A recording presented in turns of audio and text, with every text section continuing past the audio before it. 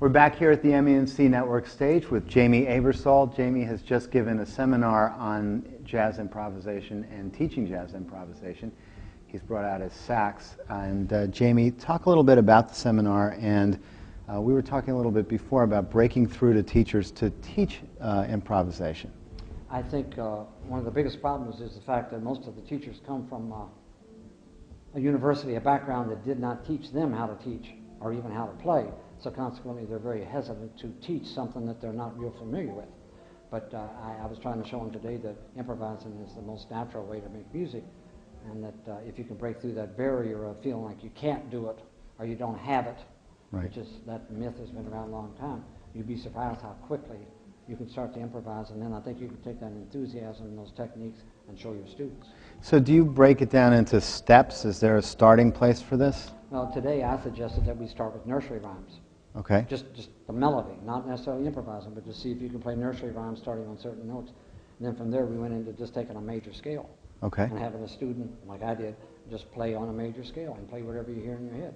So just taking the major scale and then alternating the rhythms of it and the note selection. Just choose any note in the scale, play it whatever rhythm you hear in your head. And I also suggested that they maybe have their students sing along with this background music and then play, and then sing, and then play. Because when you do that, the playing usually gets more lyrical and more like the voice. Okay. Yeah, that's actually been a theme a lot this weekend also, is the importance of being able to sing something in order to hear it and then to play it no matter what instrument you're playing. So what I'd like to do is have, I'm going to step out of the frame for a second, and you have your horn.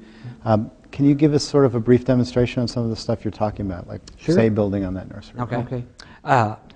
How about if I take Mary Had a Little Lamb?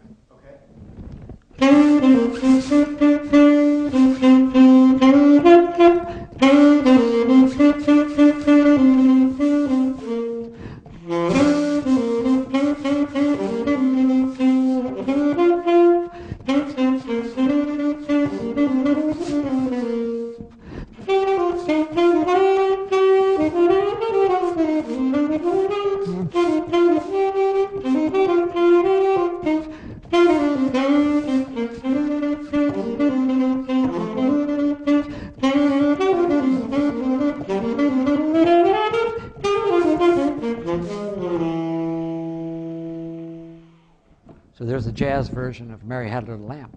Just play those basic melodies, Twinkle, Twinkle, Row, Row, Row Your Boat, Happy Birthday. See if you can play them starting on different notes. And then get to where you can play it on different notes without any mistakes. You play it in, and it helps the fingers to connect to the mind. Well, I would probably try them out on one scale, like a major scale. Have them improvise on with one of my background tracks, like the B-flat major scale. Okay. Just have them play. 1, 2, 3, 4.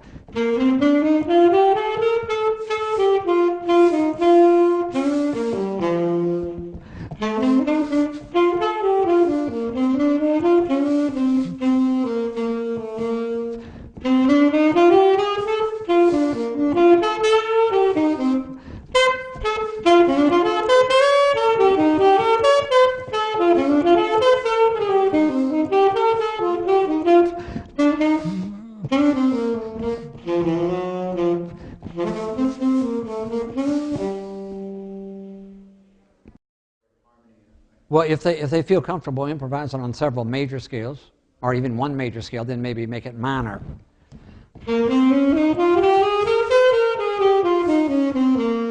1, 2, 3, 4.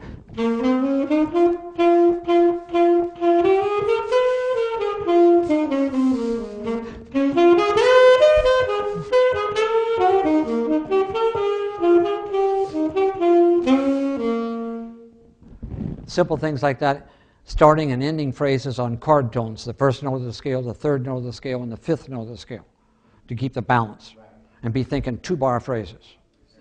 I think the main reason they don't teach it is they don't do it themselves, so they feel like they wouldn't be a very good teacher.